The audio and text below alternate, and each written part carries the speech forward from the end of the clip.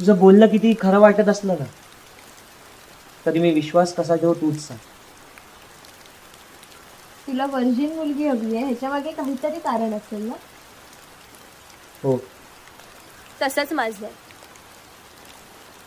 माझ्या कॉलेज डेजमध्ये मी अट्रॅक्शनला बळी पडली and I lost my virginity. काही दिवसांनी जाणवलं की ही अशी मुलं फक्त बेड पार्टनर होऊ शकतात, लाईफ पार्टनर नाही. काही क्षणांचं शारीरिक सुख मिळणं खूप सोपं आहे, पण प्रेमात आयुष्यभराची साथ मिळणं तितकंच कठीण.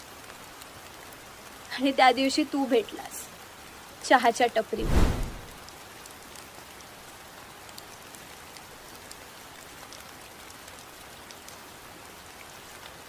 आणि तुझं सगळं बोलणं ऐकून असं वाटलं की हा किती इनोसंट आहे. हा असा मुलगा या जनरेशन मध्ये मिळणं is just next to impossible. And rest everything is history.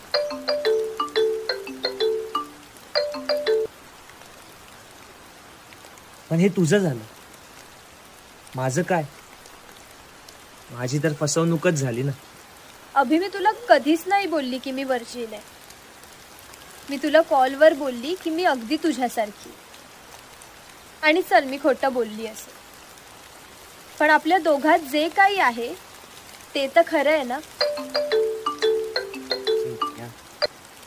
एकदा फोन कट करतो तर तुला समजत नाही का? सारखे सारखे काय फोन करतोय? मामा, तुझ्यासाठी एक व्हर्जिन मुलगी भेटली आहे.